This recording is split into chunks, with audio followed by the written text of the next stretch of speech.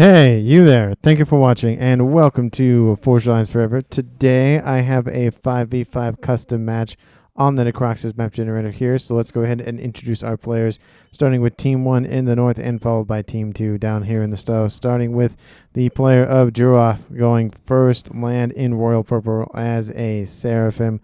To his west in Stitch Blue we have XBOCT. Xbox. It's like Xbox, but CT, but anyway, we'll call him X today.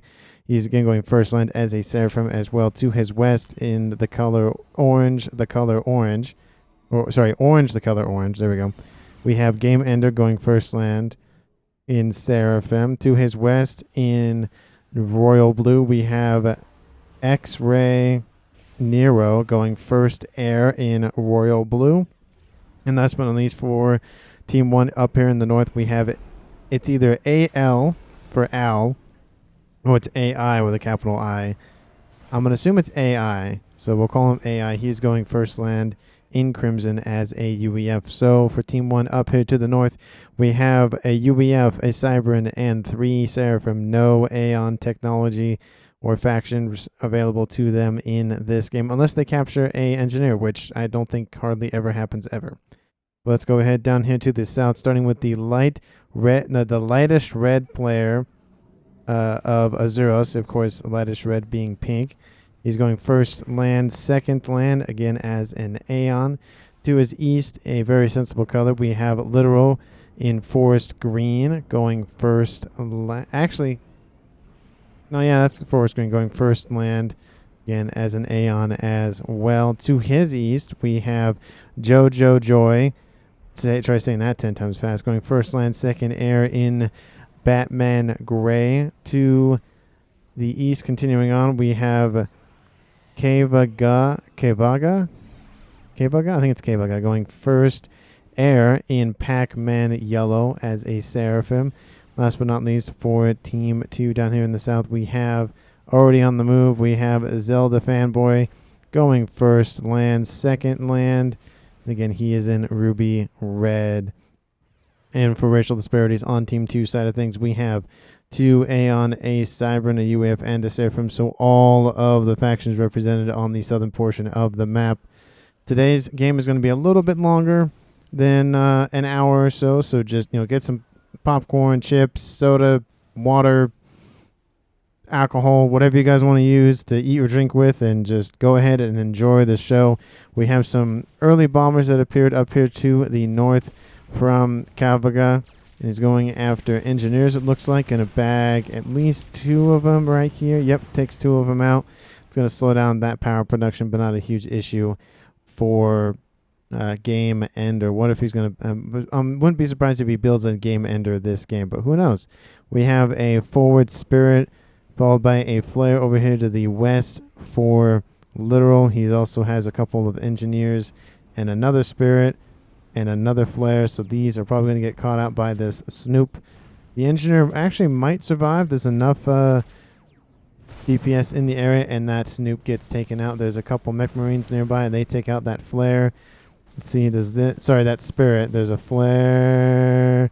Misses. It's shot, unfortunately. There's another flare inbound. Mech Marine gets killed, and the second Mech Marine gets reclaimed. We have the comm of Literal pretty, I wouldn't say super far forward. I'd say the middle line's about where these like 2 mountains are, or actually there's like hills essentially. But talking about hills, we have a reclaim going on. Not a whole lot of reclaim for everybody to scoop up. I'd say a decent amount has already been scooped up, but a decent amount over here to this northeast and southwest where those engineers were for Team 2. But besides that, I mean, you have a couple 200s, 100, but not really a whole lot. So there's actually, most of the mexes have already been claimed too. There's only 3 of these ones haven't been claimed yet. So 5, 6, 7, 8, 9, 10. Like 16 mexes have not been claimed, and it's only less than 5 minutes. So, we're going to see a lot of our players go for RAS, comms, and mass fab farms. T2 on the way for X-Ray up here in the north. Forward operating base for Game Ender here. getting some production facilities online, ready to go.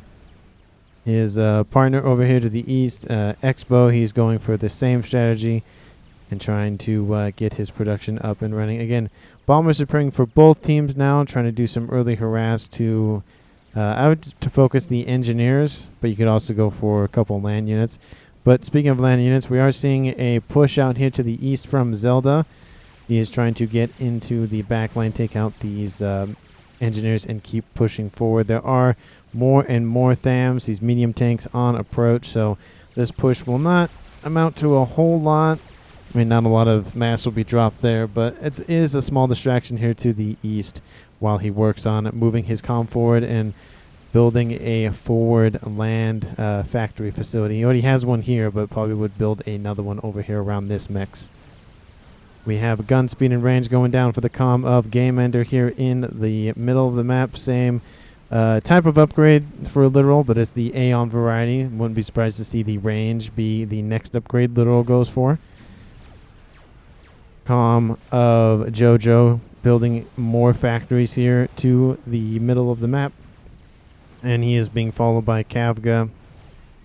Probably going to take this position right here and try to establish some sort of horizontal line for Team 2 to hold up and defend from T2 going on the way for Expo. So we have two. Oh, this one's been paused, so maybe he has some mantis that are going to help him. Maybe use that. Yep, going to use that that unique bonus from the Cyberans. But Expo going for T2 already at 60%, so going to get those Utashalas up and running as well. Of course, the missile launchers and the TMD as well. I tried messing with the tech markers for these, the radars and whatnot. For some reason, they won't turn back on, and I don't know why. I've restarted my computer, restarted the game, turned the setting off and on. It just doesn't want to go back on. So hopefully at some point the game just does it for me. I know sometimes mods and stuff can be a little finicky with FAF. So again, if you have any tips for me for mods, let me know down in the comments. We have a Zeros going for the Aeon Sniper Comm. Already has the range, is going for the speed. We have stealth going on the way for Zelda. Going to use that comm very aggressively to the east. Cybern comms are the weakest, so he's got to be aware of that. T2 going down for the UAF comm of Jojo. Just seeing what his base is looking like. We have an air factory for him. We have, again, another air factory back here. Wouldn't be surprised to see at least two of the players on Team 2 go air. That would be a kind of a not sneaky play, but definitely not the most conventional. You would assume that Jojo would go for the air, or maybe Kavga would go for the air because they are the furthest back in terms of placements of main bases, or even the corner players of Azuros over here. He also has a couple air factories as well. How's Team 1 doing for air factories? Well, we have 1, 2, 3, 4. I think all of Team 1 has some sort of, all players on Team 1 have some sort of air. Let me just make sure that everybody on Team 2 does. So apparently this map is going to be a lot of air and a lot of ground because everyone has at least some foot in the air game. Movements out here to the middle of the map, grouping up of units up here for Team 1. We have, again, a little push out here from the Crimson player of AI. And we also have a wall going to start being built probably by, these engineers right here, trying to cut off any avenues of attack for Team 1. We have this little Aurora trying to maneuver his way around. But unfortunately for these UEF units, they are outranged by the Aurora and are able to fight back with not really a whole lot of resistance. The comm from Azuros with that Aeon Sniper comm just dealing massive damage to the rest of those units. A push out here in the middle, out here from the orange player of Game Ender. He's trying to get some territory here. Takes out a Mechs that is, I guess either was built or is being built or both. But not a whole lot's going to happen over here. We have a missile defense over here. Very good placement there, as well as a triad. Trying to secure this eastern side of the middle. We have the comm of Zelda caught out unawares. And he is being surrounded by two armies. This is going to mount into a very nice bag for Team 1 for a kill. All of those Team 1 units open up Zelda, dropping below hit points fairly quickly, sub 4,000. There is a, they transport trying to get out of there, but it could not pick up the comm, and that is going to be a kill for Team 1 against Team 2, which means they will have the advantage at 10 minutes at a 5v4 players remaining. Try making TML, says Azuros. And all of that infrastructure and units get transferred over to Azuros. Wouldn't be surprised to see those go over to Kafka to manage that eastern flank for Team 2. Azuros decently hit, but not a lot of concern. There is this little like really weird like hill side that these turrets are hung up at or constructed on. They like have a almost like a 45-degree angle. If you watched my last video, you watched some Persies go up a I'd say steeper hill, kind of similar to the Skyrim horses that you could ride in Skyrim. Hence the text in the thumbnail of that video. Game Ender going for a nano repair upgrade on his comm, trying to make sure that he has the hit points to survive any incoming fire that might be thrown at his way. We have AI pushing forward on this western flank, emboldened probably by his teammate over here to the east. He tries to get some sort of push run by thing, but there are some bombers in the mix, but there are some flak to counter those as well. Would have liked to see those bombers focus down the flak, but unfortunately they have not been. There's only one.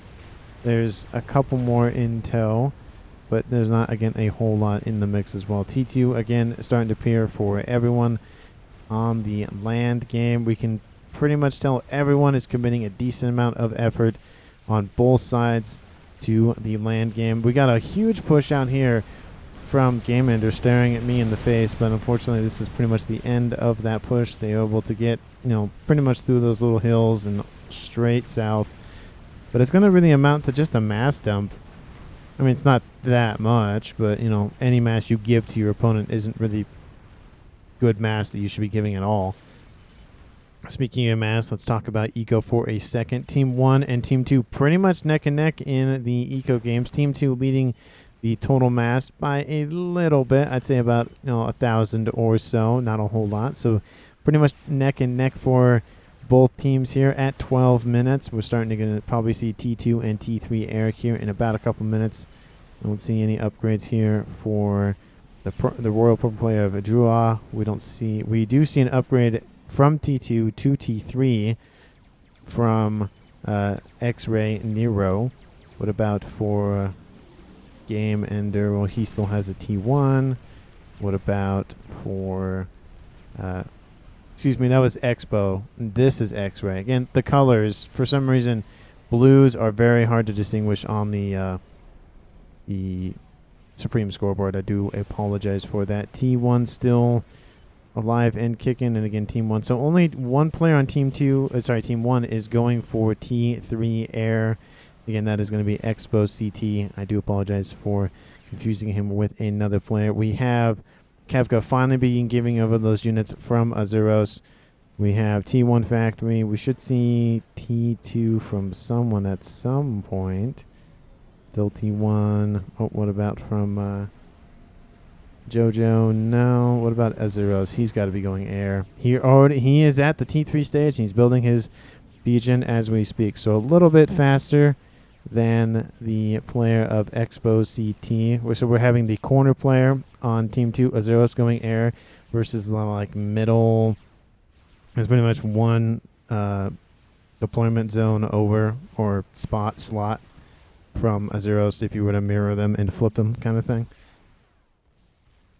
So different strategies there. The highest rated player going for air on Team 2 and the second highest rated player on Team 1 going for air. So we'll see how that shakes out for them. And again, Azuros is a pretty good player in this game. I mean, he is an 1800 with literal, of course, as well, and draw as well. So again, he was the one that got the first kill in the game. So expect to see big things from these players. Jojo trying to build a Team 1 PD. Not really useful now. It was probably a couple seconds ago, but not anymore. There are some Ilshis over here from Kavga trying to assist in that push. We have units over here from Jojo. Apologies for sometimes I forget the names. Attacking Game Ender. Game Ender pretty much not really phased by it. He does have the nano repair on that comm. There's starting to be some base wars over here to the west for Team 1 and Team 2. Team 1 going for the forward operating base, fire base, and Team 2 from Literal going for just a mobile style with these missile launchers. And they're getting a couple turrets up, but not a whole lot. They're using the advantage, this little sinkhole thing, to divert units around them instead of having a straight shot. Very good placement of his troops there. Game Ender starting to be surrounded, but Jojo is pushing him back with triads as well. All those T1 units have been taken out, and it looks like PD creep and defenses are starting to be the name of the game for Jojo. He or she has been pushed all the way, pushing all the way to the front line. Game Ender charging forward with his comm. There is a triad. There is T1 PD in the area. There is a intel installation as well. Game Ender going for reclaim. Probably not the best move there. Probably misclicked there for a second. That triad is going to go down. Jojo is going to be all by them. His or her lonesome. Probably a she, but you can never know. Game Ender has dropped sub 6,000 hit points. I don't really see anything else going on. We have a push out here to the west. Azuros trying to handle it the best he can. He's going to take out a lot of these units. He does have the chrono dampener. What does he have on that? Maybe he does have the chrono dampener. I saw some units being disabled. But Jojo has fallen back. Game Ender did fall below 25% hit points, but again, he is going up fairly quickly. Oh, I don't have the amount of hit points per second. That's also weird. It might be a mod might have been disabled or something, but maybe the advanced info or selection or something. But I will again take a look at that. I just noticed that, so I do apologize for not being able to see the hit points per second there. Azuros dealt with that push. He has a couple of these Lobos nearby. They do take out a Mechs, but not a huge concern at this stage in the game. Losing a T2 Mechs on the front line is to be expected. We do have a drop out here from AI, and he is dropping in T1 tanks. It looks like Lobos. Hard to tell with the icons moving this far. Azuros has to notice this by now. He does notice there is a group. Oh, it kind of flickers off and on, so he might not be noticing entirely. I think it's going to drop here. Moves his comm a little bit southward, trying to get a view, but no. There are ASF in the area. They target the first transport. The other two transports start to land. Do they get the landing orders off? The troops are still on. There are gunships in the area. The Spectres. And unfortunately, it's not going to matter a whole lot. There was PD spammed up as well. Good idea there. Takes out 3 of the 4 mass storages, but it was not enough to deal significant damage, unfortunately, for AI. We have missile launchers being spammed at the enemy players for against Team 1. Or sorry, against Team 2 would be Team 1. Apologies. And where are these missiles now going? They've taken out a couple of Mexes over here. We have a couple of Ilshis guarding the dead carcass hole explosion of Zelda. Base wars going down here for the eastern side of the game. Druah. I think I'm saying his name. Druaha. Anyway. Druah is trying to fight Kavga here. We have artillery versus...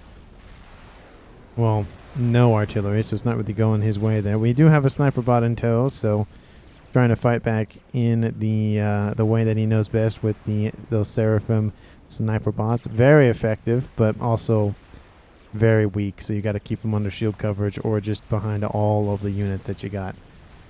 Looks like Team 1 not really pushing a whole lot here in the middle.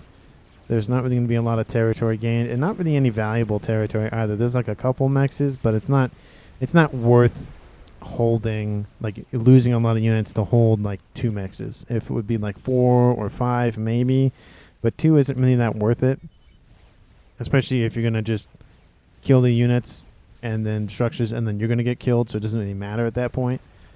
But can't stop them, says AI. I don't know what he's talking about or in reference to. We just have some Harbs over here in the western side for Azuros. He's going to start firing on these incoming T1 and T2 units. He's going to start pumping those Harbingers out as fast as he can. I think his HQ, yep, his HQ is farther forward, so it's able to deploy faster. He does have some restore. He has a restorer and some ASF at 20 minutes. That's, again, I always promote, if you are an Aeon and you're going air, ASF are like very important, but also build restorers because they are so beefy and the best T3 gunship in the game. Prove me wrong. Let me know down in the comments if I'm wrong or right. And because your opinions do matter to me, which is why I ask for them. If I didn't ask for them, it would show that I didn't care, but obviously I do care, which is why I ask. Anyway, we have missiles trying to hit these sniper bots, but the shield coverage is just a little too strong. We have a lightning tank in there as well, able to deal with these T1 unit on approach. I do like the anti-air units from the Seraphim as well, these Uyaha, the lightning tanks. Able to target ground units, but they're very effective at taking out air units as well. We have it's not sniper bot. We have a strategic bomber out here from the Seraphim player of Expo CT Expo. Again, I don't know. I keep wanting to sing Xbox CT, but I don't know why. I think it's like one letter off of Xbox. But he has one bomber. He's gotten a couple kills, but again, took out some T2 units. Not really that worth it over here to the east. In the west, again, not really a whole lot. Kind of just pod shots being thrown at one another. There's a Harbinger very angry at a brick. Brick is throwing bricks at the Harbinger. Takes out the shields on that Harb. Takes out another one of his Aurora buddies. That Harbinger is getting outranged by that tiny bit, but enough. I don't know if it was because Azuros couldn't see him. No, he could see him. He just wasn't in range, it looks like. So Harbingers, they have that shield, which is a lot of their hit points, but once they lose it, it's not really looking good for them. Oh, is it going to be close? It's a Harb versus a brick. The other units get closer. The brick is dropped into the red. Tries to dance. Harbinger dies. And the brick is going to survive on 600 hit points. So definitely a disappointment. But Harbingers are very effective at T1 and T2 units. You can just see the fire rate and the damage per shot just eradicates all of those hit points. Very good use of tech there for Azuros. In the middle, nothing has changed. It's pretty much the same. Base wars are still a thing. Artillery missiles being lobbed at one another. But what can be noticed is the fact that on Team 2 side of things, probably due to the fact that they have one less player, the middle has less presence. You have, 2 comms over here on the western side for Team 1, and technically 2 comms, but, doubling the comm of Game Ender on the eastern side of the middle, while Team 2 has 1 for each side. And the comms for Team 2 aren't even there. They have fallen back into their respective bases, so Team 2 electing to keep their comms, or at least most of their comms, off the front line. Azuros and Kavga. Kavga is retreating as of right now. There is a Redeemer following behind. I don't know why that's all the way over there. I don't know what that's about. Who knows? We do have some air scouts trying to get some readouts, but again, there's some T1 anti-air, and it pretty much kills any attempt at a flyby.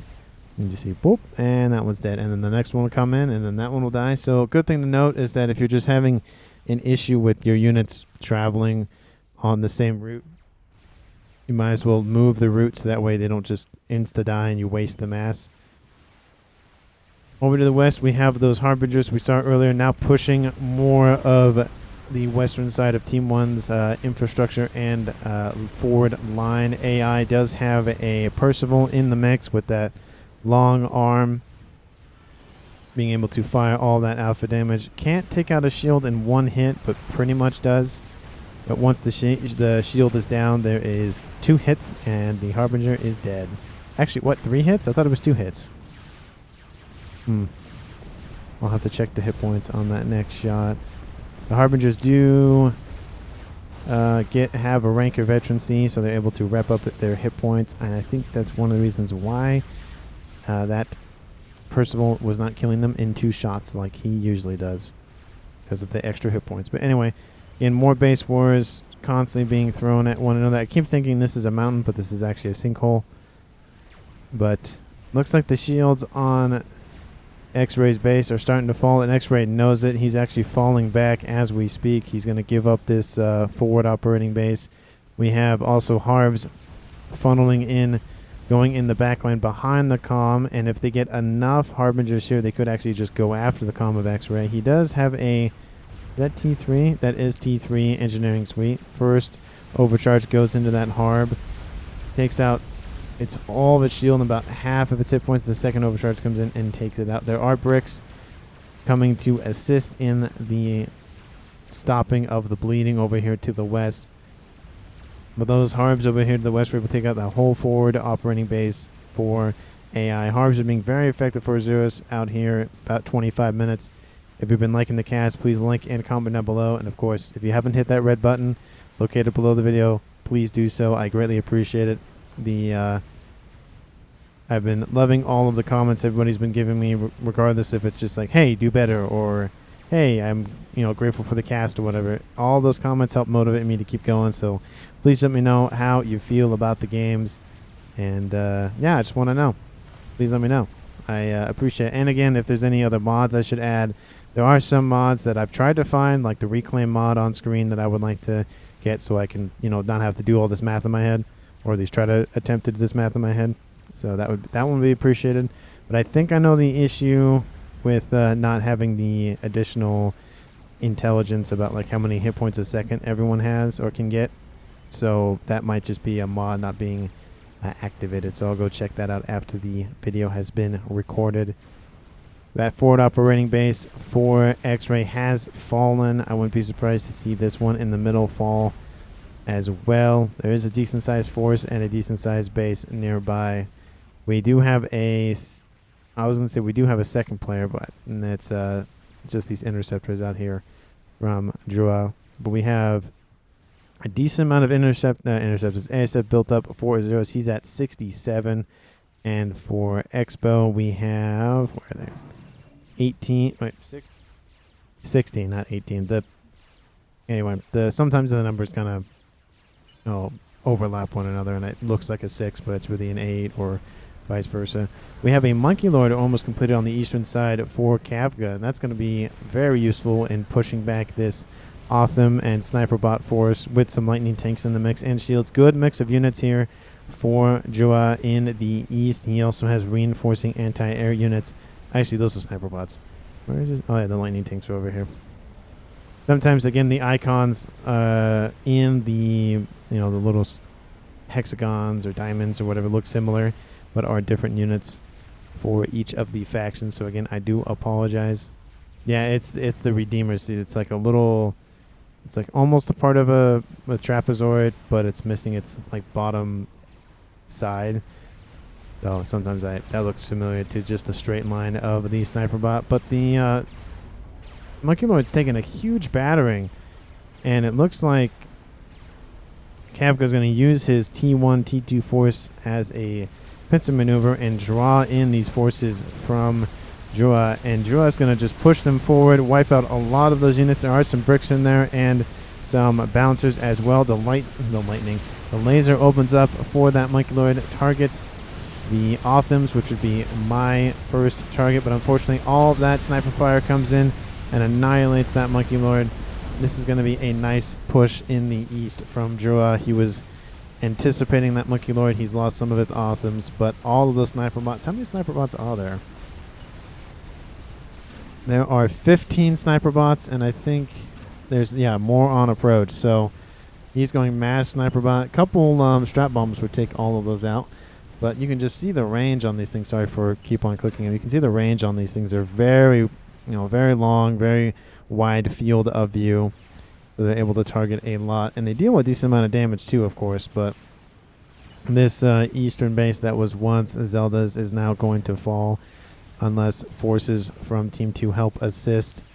Looks like Kafka has given everything over to Azuros and just said, I'm good, give it to Azuros. He's, best player on my team. He's actually now, due to that, up at 442 mass a second. Drua is actually pretty much at the same level as him in terms of generated mass, and Team 1 is now leading the mass game by pretty much 200 mass a second, amounting to a 15,000 lead total overall, so nothing terrible.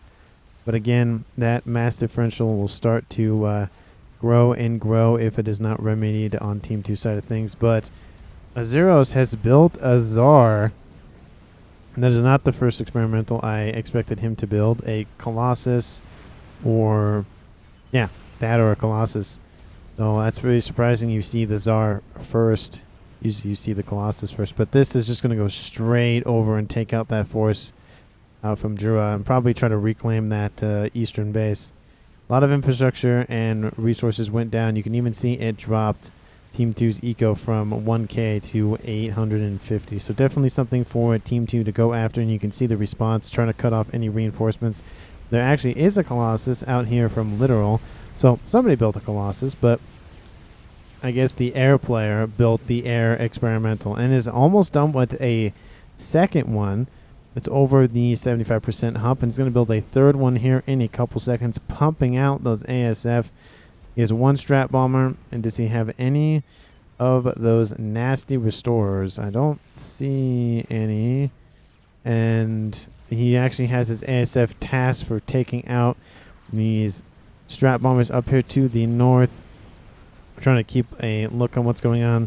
The Tsar is pretty much just handling that land force over here to the east. We have some bouncers over here from the comm of X-Ray, but it looks like that's going to be air control for Team 2 for Azuros. They've been down a player for quite some time now, about 20 minutes, and now they have air control. Definitely a sigh of relief for them. They have a Tsar and actually a second Tsar on approach, so definitely feeling good in the air game for Team 2. Team 1's got to step it up. Another player has to get into the air game. Yeah, land game's important and all of that, but I feel like more and more, the more games I cast, the more I feel like air control is it is more important, sort of. There is a chicken facing off against the Colossus, the old rivalry. It's like the UEF and the Cybrans, except these two experimentals do not like one another. The Ion Storm from those chickens just despise Colossus. Absolutely hate them. You can just see the hit points just start falling when the Lightning Storm goes off. It's able to get out there pretty quickly, but if it was there for any longer, a lot of that hit points would just be evaporated. The eastern side is now getting counter pushed by Team 2. All of the gains that Team 1 had on the east have now just gone up in smoke. And that was the thing I was talking about earlier, was the land game. It's hard, especially later on in the game, to hold land for a very long time, especially if you just came in and just wiped something out. Like this, you just took out a couple mexes, but you left mass and are now just going to, not go get that. Probably would be a good idea. There are a couple engineers in the mix. Would like to see them tasked for going after that mass. There is a Colossus able here to help, but just the amount of sniper bots just not allowing Team 2 to push. You can see they hold him pretty much at that little ramp here. It is a small ramp, but it's something. And that does interfere with enemy projectiles and the like. X-Ray defeated by Azuros. Oh, I do apologize for that. The Tsar took out the X-Ray over here to the north. Apologies for missing that.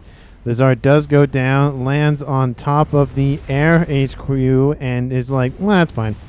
Just a scratch. Just a flesh wound. The decent amount of mass dropped on top of that position there, so Team 1's going to be able to scoop both of the Tsars up, but the Tsars went for the mass fab farms, so not really the best idea on Azuros' side of things, but he does still have air control for the time being. Probably just built, yep, there's the other Tsar. And is he going to go for any nukes or the like? I don't see anything as of right now. He does have an anti-nuke, the SMDs. Do we have any SMDs? Game Ender has built an experimental. Is it? Nope. Yeah, I was going to hope it was the Ahwassa, but is the Yathana, the chicken. We're seeing some movement. Looks like from a lot of engineers on this middle side of the map going after all of that reclaim that's just kind of strewn about. There's another column of Harbs just pushing forward. They're probably actually going to go after that mass for that Tsar. I wouldn't be surprised to see, yep, Ravagers are being spammed up for AI. And these are going to start taking out those shields. The Harbs are trying to move out of range. There's a brick nearby, but there's just too many Harbs. The chicken has started to catch up to those Harbs. This is going to amount to a whole lot. There's bombers over the top. I like the play and the aggressiveness out from Azeros, but the Harbs, they might take out a couple T3 Mechs. So it might not be totally worthless. Takes out the first one, takes out the second one, probably will take out the third one here pretty soon. If he doesn't get it, that's definitely a disappointment. Gets the third one, goes after some engineers, and I would go after that reclaim. These are going to die anyways. You might as well get something out of it at this point. Or you can take out the headquarters. That could also be a good thing to take out.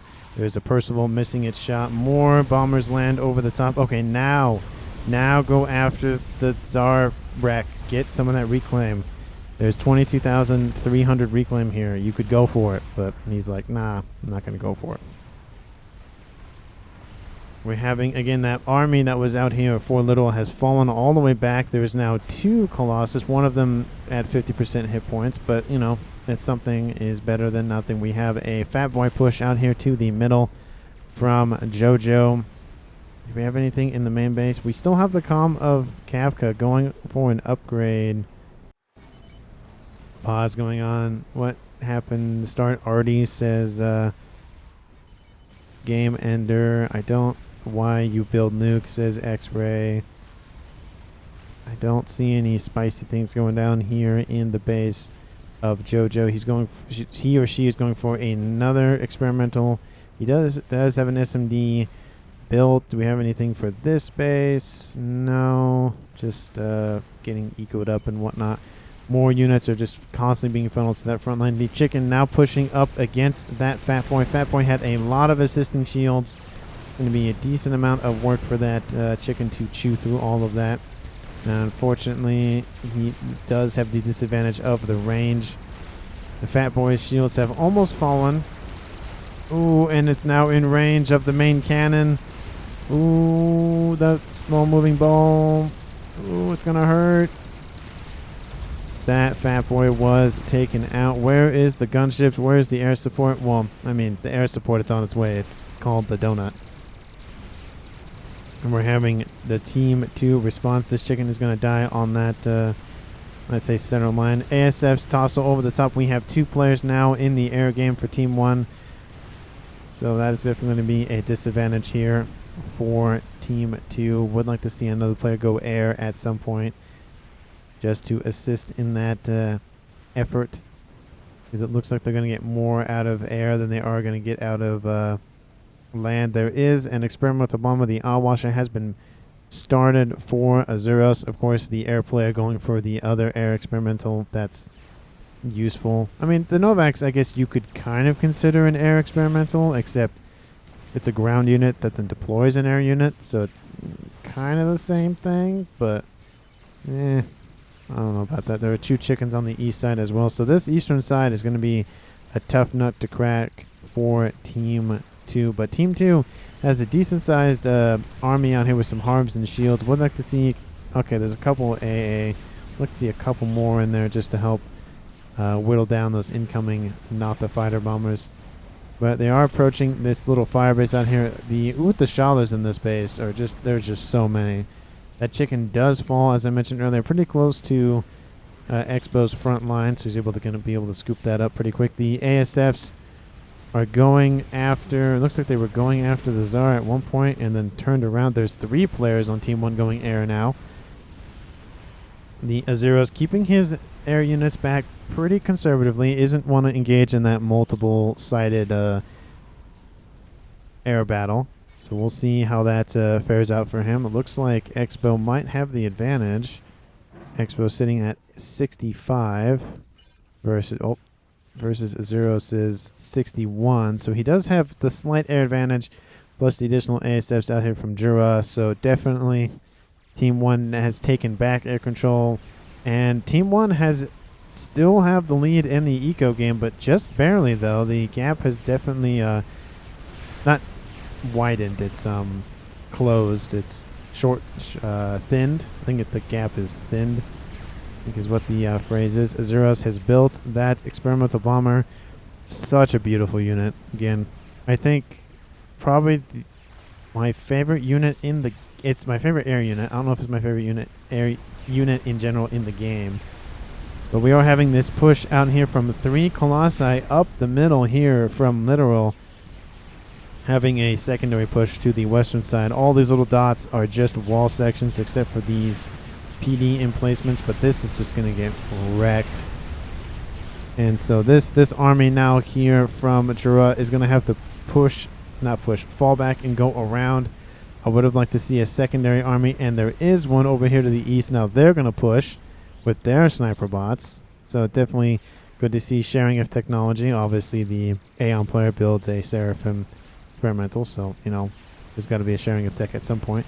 But the Colossus sitting here, probably not the best idea. They get the ping to say, hey, you got to move.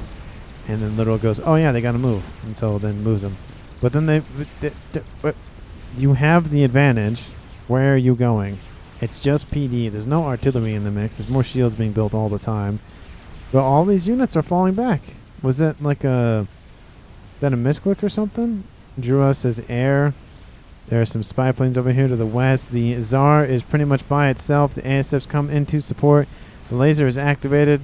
So the ASF come in and get all their hit points just knocked off. ASFs come in for Team 1. This is going to be another Tsar kill. The Tsar is trying to make it back to base. The laser is activated. The Tsar falls in Team 2's territory, apologies. And that's going to definitely hurt. All 3 Tsars were taken out pretty quickly. There's now artillery raining down from some position. From Literal. He's built it right here. Why, oh why, do people put their comms next to their artillery? Like, that's just asking for it to be shot at more. Just due to the fact that, close proximity of high-value targets and all of that. A Ahwassa has almost been completed for the comm of Drua, and the artillery went for the mass fab farm once more, just like its Tsar cousin, I guess.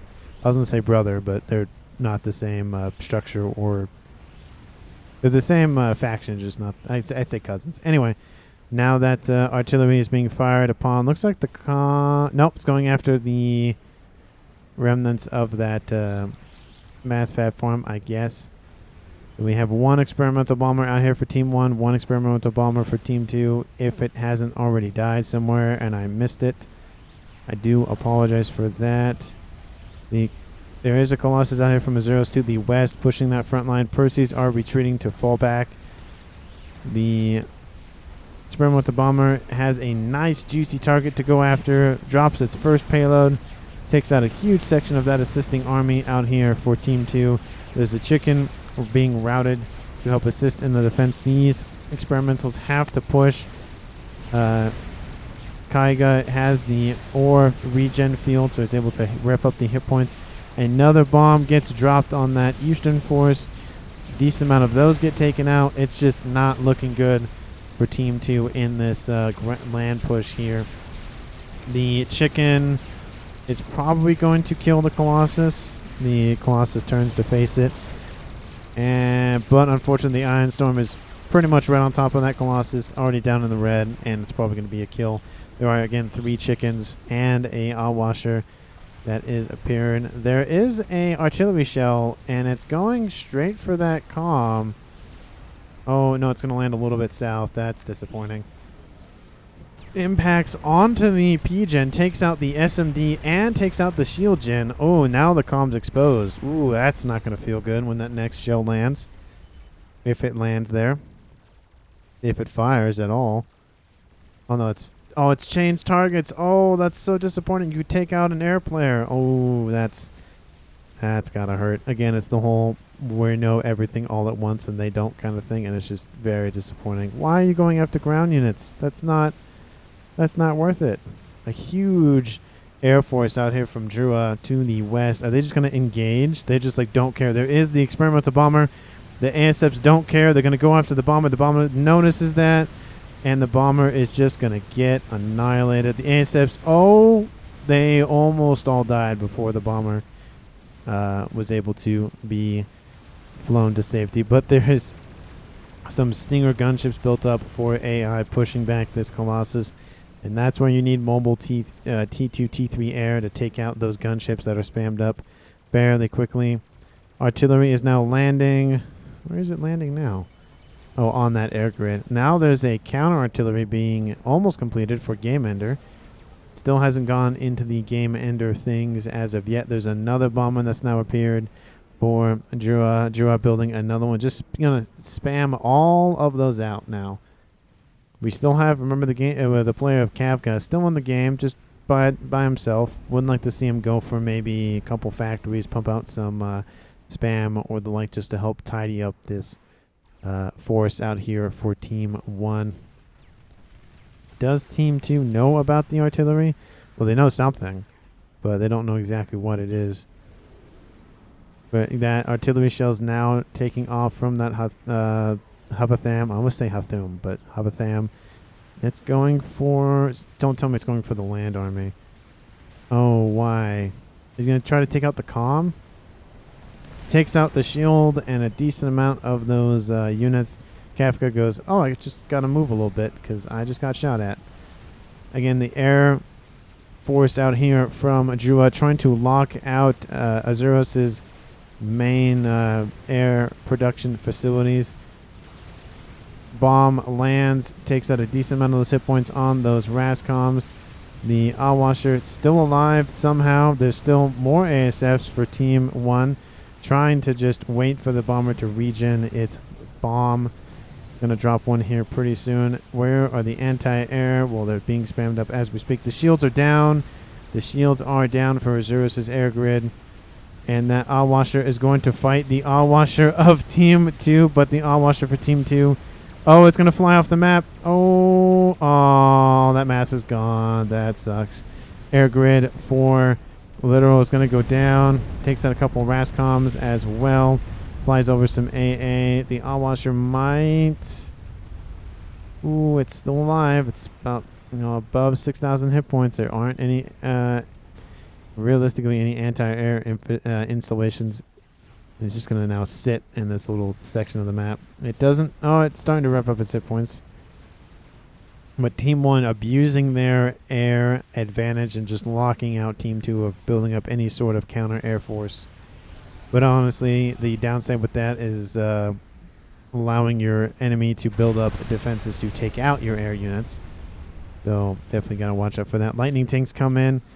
The Ahwassa goes off screen just for a second, comes back into frame. There are some lightning tanks in the mix. Now it's going to go after the land army here to the east.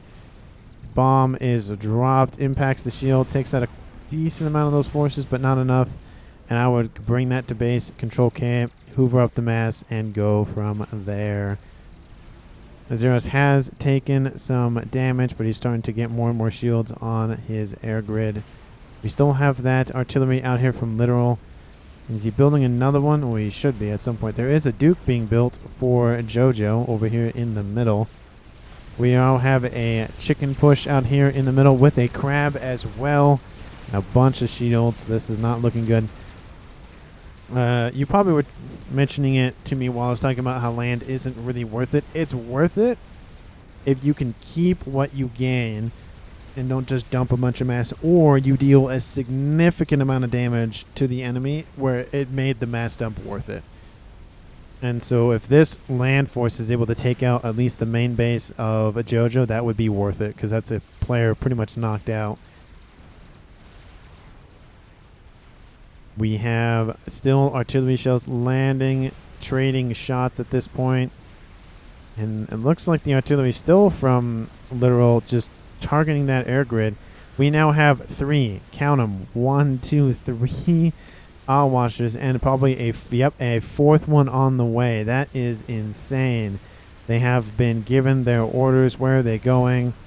Well, I don't see the command exactly, the move order. I guess they've been moving right here. Just securing that middle. But that land push out here from Team 1 is starting to approach Team 2's main base out here from JoJo. You can see the orders to spam up PD as we speak. Ravagers and shields and all that like. Unfortunately, I don't think it's going to be enough. There is a bomb dropped from a couple of those Ahwassas over here to the west. We have an engagement from these Colossi and chickens. There's just too much firepower for Team 1. Team 2 is going to probably hold them back a little bit. Not enough. What are the hit points looking like? Well, they're not looking good for any of those experimentals. At least for Team 2's side of things. The Colossus is using its stop ability to just walk over everyone and just soak up all of those units. Takes out decent contingent of those Othams. I was gonna I have the like Hubbathams and all of that on the brain for some reason, but all of those Ravagers open up onto those Othams, and they're gonna try to weeding them out before they get close. More and more open up as it gets closer. The PD now open up on that chicken, and the chicken's hit points are the crab's hit points are just getting vaporized, dropping down below 75% health. The chicken at this point just got to go in, and the bombing run comes in and targeting, I don't know what it's targeting, but takes out that first line of defense, takes out the rest of that supporting units. Would have liked to see those being spread out just a little bit more. ASFs from Azero's target those bombers, and are they going to even get any of them at this point? They get one of them. So definitely a disappointment for Java, but he did take out a decent amount of the defenses, pretty much halting any qualms about moving forward. There is another battery of Ravagers to the west. We have artillery raining down to help take that out, though. We should see the PD focus down at the weakest experimental, because this Ironstorm will then force all of these other chickens back. You're going to get this one, then that one. The crab is there as well. We do have more units appearing here from the north, from Literal. The fat boy is trying to run away. The calm of JoJo is trying to run away as well. Their entire base is up in smoke for the most part. We have some sniper bots as well. Strap bombers over the top. Still haven't taken out a chicken bot, but I think they finally taken out one. No, there's one right here. But now it's walking towards that artillery installation for Literal. The first chicken has gone down. The second chicken is about to go down. The third chicken is about to go down. But unfortunately, the damage is done. And now, essentially, Team 2 has a small contingent over here, but it's just operating on this southwestern corner. Team 1 having a higher percentage of map control at about, I'd say, 60%. I mean, this is all no man's land, so no one owns it. But the crab takes its final breaths. Kavga is going to probably scoop up all of that reclaim and start building a base. Don't land your strap bombers next to the Ion Storm. That it didn't target it. But that Ion Storm was able to take out a shield generator. That's gotta hurt. Not looking good for the southern team as of right now. But again, anything can change in the next couple minutes. So, and let's check on the Artie situation for Team 1. Well, there's 2 of them. A third one probably will be built here, probably right about here. There hasn't been any comm deaths since X-Ray, so you're at 50 minutes. It's probably going to be one of those things where a comm dies and then all of the comms die on that team. Pretty much a cascade effect of like one after the other after the other. But Jura is just having his air grid wiped out. We still have an air grid out here for Expo. Of course, the air grid to the west. Not a huge section. Not a huge contingent of air factories, but a small amount. ASF's just punishing anything and everything. We have 4 bombers. They're going straight for the comm of Literal. Oh, first one goes off. Second one goes off. Literal is still alive at 1,000 hit points. That's where you don't have all your bombs land at the exact location. And all of those bombers are taking out a decent amount of mass for Team 2 to scoop up. They lose their artillery. Literally had 1,000 hit points left on his comm, and that ASF contingent, or that Air Force, is gone. Expo has some in the back, but again, it's not looking good for Team 2. They lost the weapon that they were using to fight back. We still have a Duke that's half constructed. We have all of the mass in the world. How much mass is here?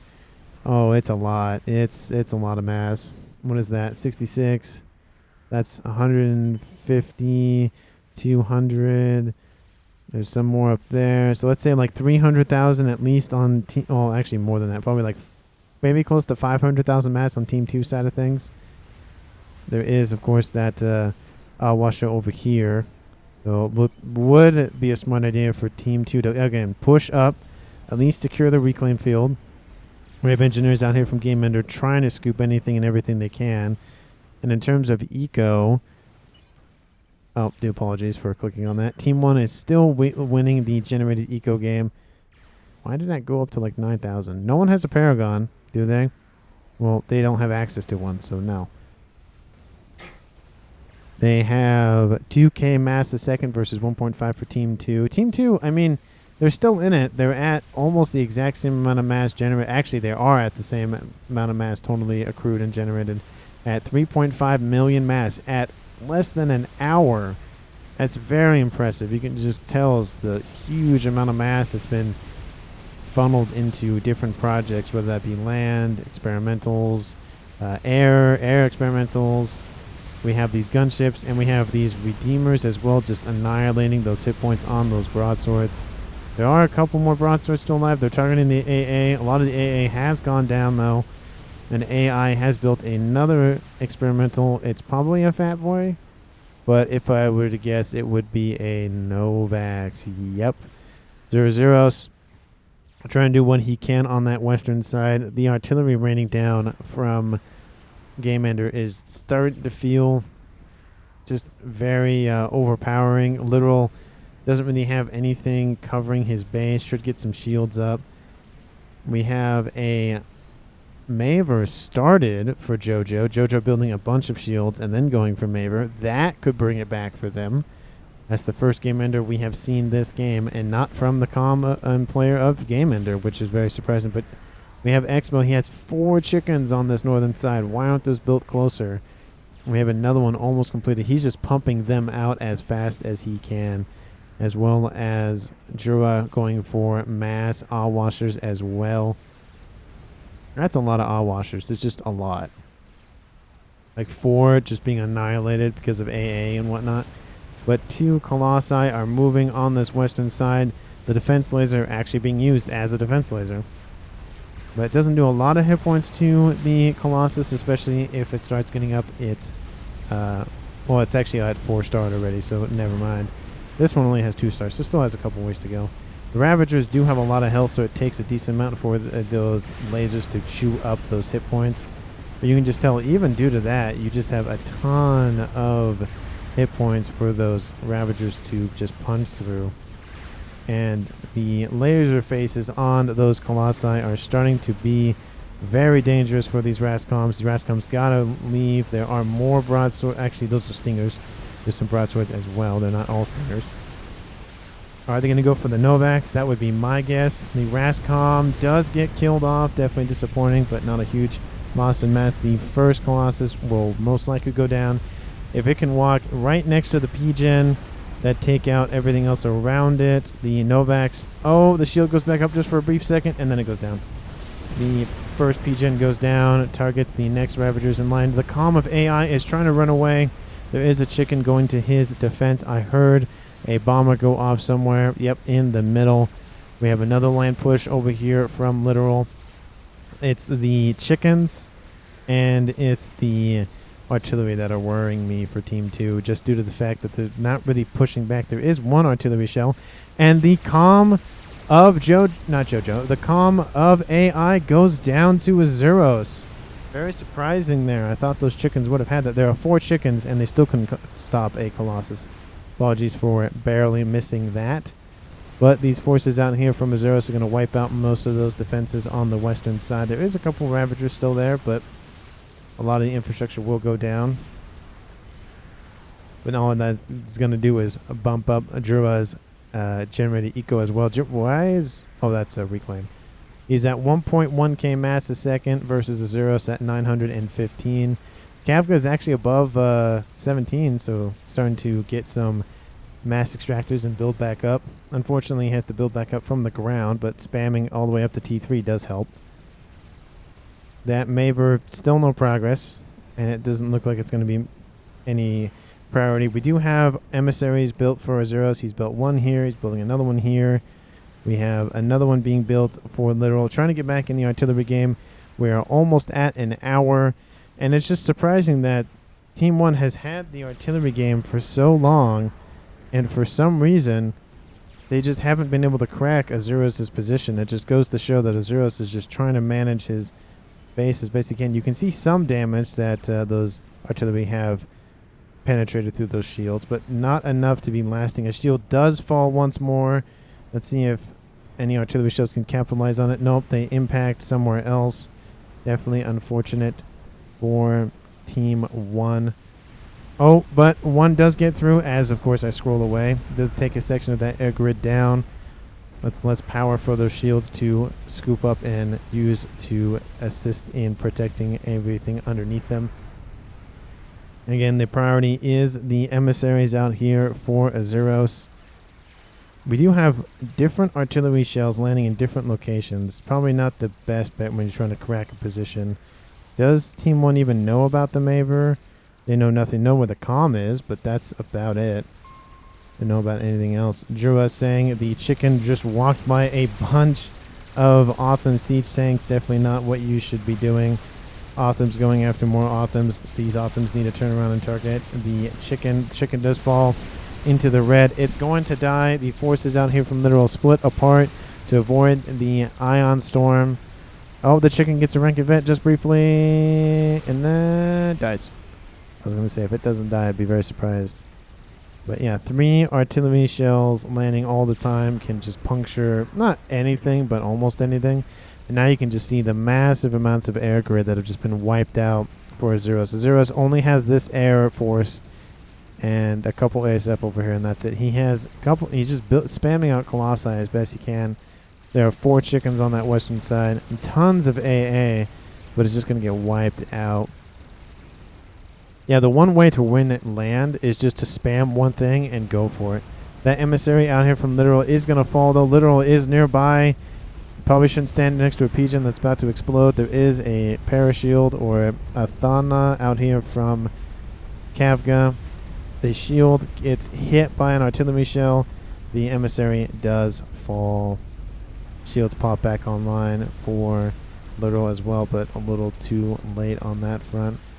Where is going on with Drua? Well, he is taking artillery fire. He's losing some of his air grid once more. Definitely going to hurt. He keeps trying to build and keeps not keeping it alive, unfortunately. The, why are you building? I mean, I appreciate it because I love them. They're my, again, favorite air unit.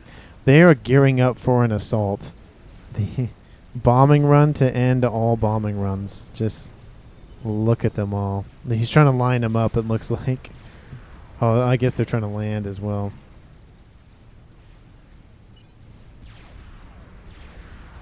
This just cannot. You can never have enough. Jeez. I mean, 1 or even 2 of them is enough, but 4 is just that's overkill. I mean, probably that'll be the title. That'll be the text in the thumbnail for this video is definition of overkill, and you'll see 4 Ahwassas just sitting there. That impressive amount of bomber fire. But yeah, just that position out here from Literal just being shelled. Are they targeting the comm directly? They are targeting the comm directly. That's just it's not dirty, but it's just like, do they even know? They do. They can see him. They're like, target the comm. We want to watch the comm dance. Target the comm. Let's see. Is it? Well, there's not a command from those artillery, but Yeah, that they're trying to target the Calm, and the Calm of Literal is still alive, has the heavy shield, so take some hit points, and then they go, nah, it's fine, we'll just go after his infrastructure instead. Where is that Maver? Well, the Maver actually lost a hit point, so not going well for anything. Jojo just prioritizing shields, which you need shields, but if you don't have any energy to pump energy to the shields, then you won't have shields anyway. But artillery is starting to impact the shields around these Hubbathams. It's not a lot, though, but you do see one fall every so often. They are Seraphim shields, so now there is 5. Now there are 5. There are 5 of them. There are 5. Why? Now they're forming like an arrowhead. How many ASF does he have? 400 plus the spy planes plus some distant forces probably from Expo. But now those are on approach. Oh, hold on. Wrong button. There we go. Let's target the middle one. Target. Turn this off. Turn this off.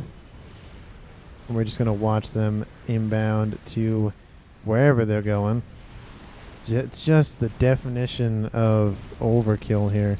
The is the lag fest. Well, when you build 400 ASF, it's going to be a lag fest. Definition of overkill here. Forces, bombers are dropping. Kaboom. Actually, I think one of them dies to AA, I think is what happened with one of them. But that was unnecessary. That was just unnecessary what happened to those forces. I mean, it did a lot of damage, but just unnecessary. Still pushing on the land game. More Ahwassas are being fallen out of the sky. Nothing can survive long. There is an SML, a strategic missile launcher, but I would assume at 1 hour and 1 minute that it would that everyone on Team 1 would have SMD at this point. But artillery constantly landing, impacts on everything, takes out the PGen, then takes out the nuke, and that's gonna hurt for Kavgas. It was a good idea. Probably should have built it further back though. Right, that probably wouldn't have mattered. Expo says literal. It says Expo to Azuros as well. Just, man. Now he has 4. 1, 2, 3. I thought I saw. Oh, there's the 4th one right there. And he's building more shields. Just 4 artillery. And yeah, see that Maver would have come in handy right now. But yeah, the definition of overkill here to the east. Expo control K's. Hold on. Let's look at it for a second. I can't hold more. Too much pressured me. Zeros, give it to little if you need them. I think who is lagging Expo? I missed that message. So that's definitely disappointing. Expo was doing a decent amount of work. All those units get transferred over to Jura. Now this is a 4v2. Unfortunate when we lose players to lag. Not everyone can handle the FAF sometimes. It does take a lot of processing power just because you have all of this going on. The benefit is, at least for replays act more of like a video more than anything else. So you don't really have to, like, not render, but like have everything be, I guess, not procedurally. Everyone knows. I think most people know what I mean. It's like you don't have to like load them in yourself because it's just essentially a video of what's happened or recording of what's happened. So you don't have to worry about the power it takes to do all the calculations and all that. They're already done. You're just watching the aftermath. But that Maver was never going to get built, unfortunately. We have another emissary. We know that's going to be the 3rd emissary for Azuros. Zero's trying to get back into the Navy artillery game, but now there's another one out here from Jua. Now that's what, number 5? And he's even building a Yolana Oz just to prove a point. He has still 4 more Ahwassers. They have taken out 1 artillery installation, Zeros has, so that's some progress. Another one almost was taken out. There's still 1 there and 1 there, so some forward momentum is starting to mount for Azuros down here to the southwest. Would like to see Jojo probably prioritize shield coverage. This emissary is almost online as well, so he's going to have that third one finished off. Fourth one finished off. I didn't see the other one on the southwest section. Breaking, says JoJo. Yep, the shields are starting to break. The AoE effect, the lingering effect from those artillery are definitely not very helpful for maintaining shield coverage. Because it's by the time one lands, the pulse happens, the next one lands, the pulse happens, so it reduces the chance of those shields staying online and regenning before the next shot comes in. X-Ray says kill. He's 100 arty. Oh, he's going 100% arty. But if those Ahwassas wanted to come in, they could take out this position. But there's even like T3 mobile shields trying to assist. You can see the overlapping shield. You can see the Seraphim shielding kind of, overlapping right about here. Another thing I don't like about the Aeon shields is the fact that it's harder to see underneath. It's not a huge issue, but the clear shields out from the Seraphim are definitely easier to see in, too. But yeah, just artillery raining down. I don't understand why you're constantly switching the targets, Game Ender. You should be targeting the one thing, which is the massive artillery battery that's been spammed up by Zeros. Especially because you've now lost 2 artillery installations. I mean, you still have one from Druas. It's, oh, well, I mean, he does have a Yolana Oz, so that is also a thing. So the first Game Ender has been completed. It's for Jura at 1 hour, 5 minutes. Artillery still landing in. We have his Jura's 4 Ahwassas just hanging in approach. These Razcoms are definitely a target of opportunity here for Game Ender. Don't know why. I mean, taking out the eco, but still. Spy planes come in. ASF come in to assist in taking them out. They don't want the enemy knowing what's going on. You can see pretty much nothing is seen besides, we can see that there's an emissary being built, but that's it. So Team 1 doesn't really know what's going on, lol, says Literal. Oh, there's a Ahwassa over here being annihilated by lightning tanks. That's going to fall. The bomb does get released, though. Lands on top of some Othams and goes just crash landing into those units. Another Havatham has been taken out. There's only one more here for Game Ender. This shield is the priority shield that covers the last one and a couple of artillery as well, and pigeons, of course. The first super nuke from the Yolana Oz has been built. My SMD, says Literal. No. Yep, there they go.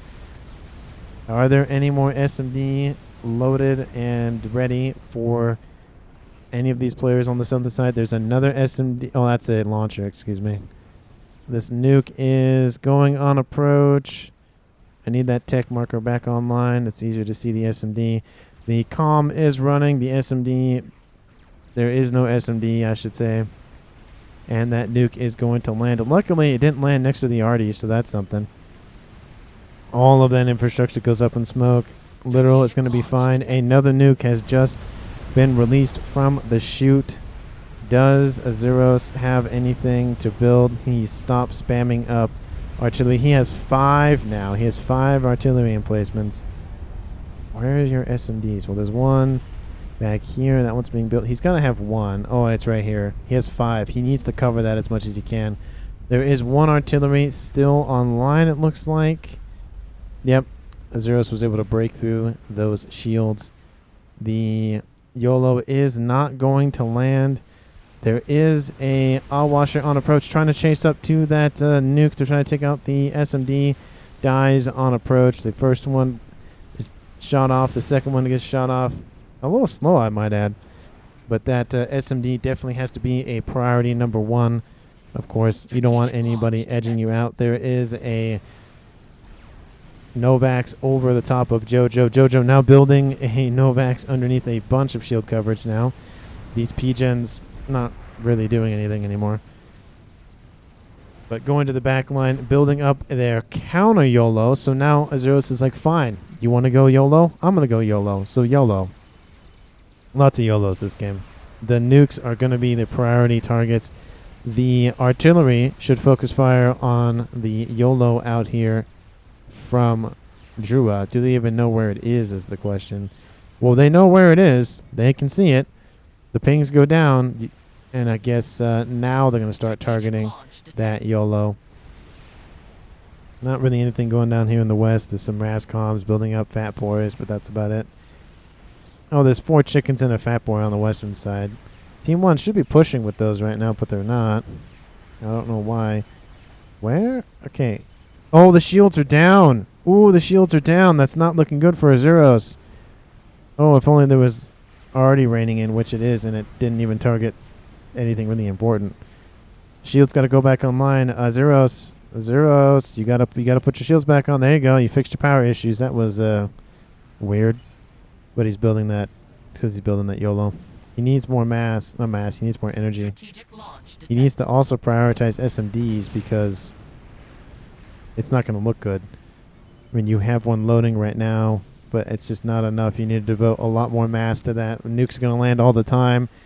You only have one more anti-nuke in the... Actually, you have 0 anti-nuke in the clip, so this nuke might just land. And if this section of the map falls, it's game. Team 1 will win it. The Arty is here. The Arty isn't even firing. Oh, there it goes. You should put all 5 artillery on Jura's main base. Why isn't he doing that? Are these, these don't have a range? Oh, because they're just out of range. Oh, that's so dumb. Capco says you can at least target the SMD. Oh, that's disappointing. That's why they're not firing. Oh, that's definitely... It's GG, says the Zeros. Yeah, their anti-nuke is not loaded. The nuke lands.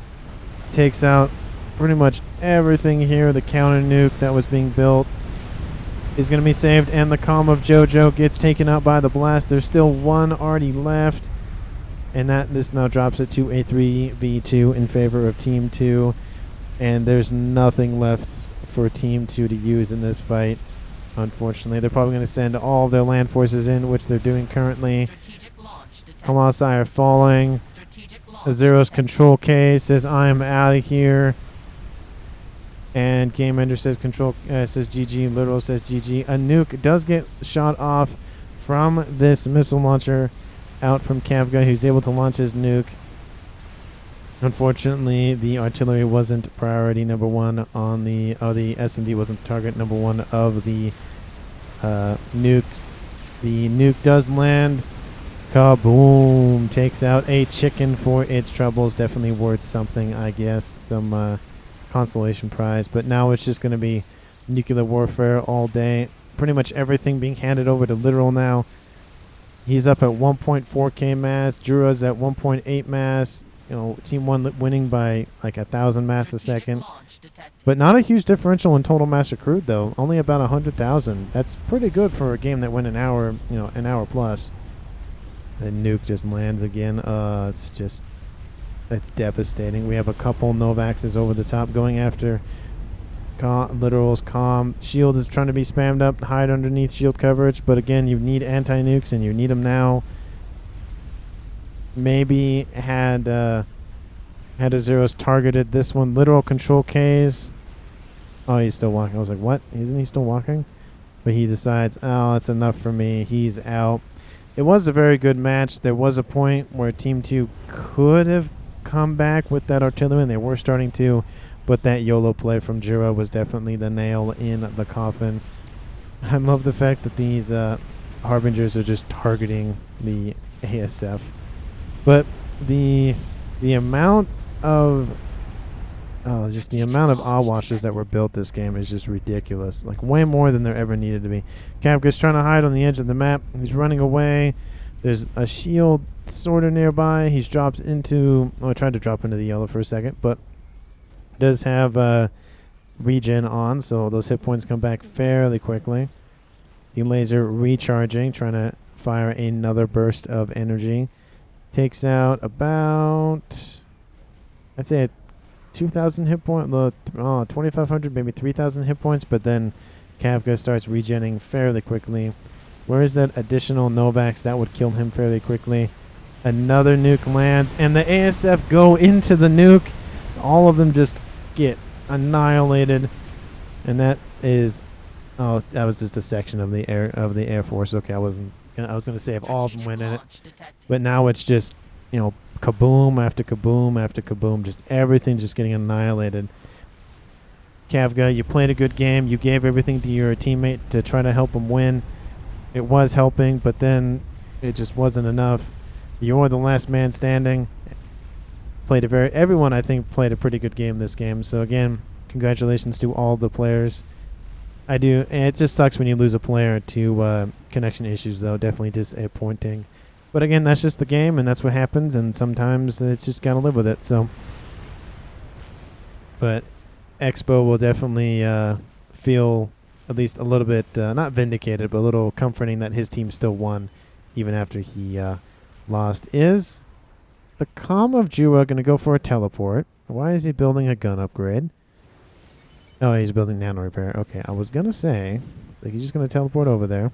Kavga's still trying to run. There's a shield coverage trying to be built all the time. Kavga's fallen into the red. Almost sub 2,000 hit points. Trying to make it back as fast as he can. He's only on 1-star calm, so doesn't have a lot of extra hit points. There's just more and more spy planes being flown overhead to find anything and everything. I think this will be the last amount of hit points. Maybe.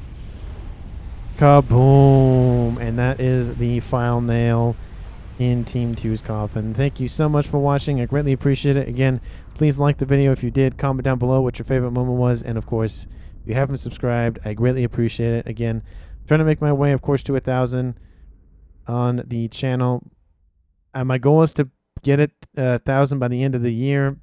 Again, that's a goal I have. If I don't make it, if I do make it, you know, whatever happens with that. But with the assistance of every one of you, I can make it. And again, thank you so much for watching. I greatly appreciate it. Again, I am appreciative that everyone that's been watching has liked my content and been enjoying the cast that I've been putting out, because I love this game and I want this game to get even bigger and have more player base for the game. And again, thank you so much for watching, and I will see everyone in the next one.